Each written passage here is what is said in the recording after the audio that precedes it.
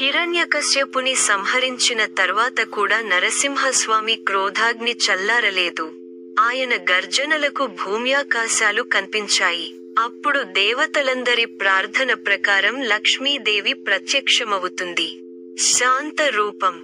లక్ష్మీదేవి స్వామివారి చెంతకు చేరగానే ఆయనలోని ఉగ్రరూపం పోయి శాంతం నెలకొంటుంది.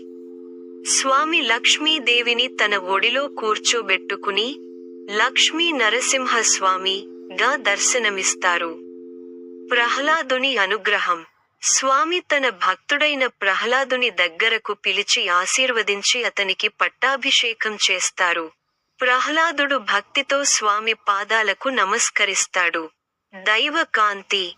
ఈ దృశ్యంలో చుట్టూ ఉన్న దేవతలు, మునులు పుష్పవృష్టి కురిపిస్తూ స్వామిని స్తుతిస్తూ ఉంటారు. ఈ సన్నివేశం భయం నుండి అభయానికి, కోపం నుండి శాంతానికి ప్రతీక. మన హృదయంలో భక్తి, ప్రహ్లాదుడు ఉంటే ఎన్ని కష్టాలు ఎదురైనా భగవంతుడు మనల్ని రక్షించి చివరికి శాంతిని, లక్ష్మి ప్రసాదిస్తాడని ఈ కథ ముగుస్తుంది.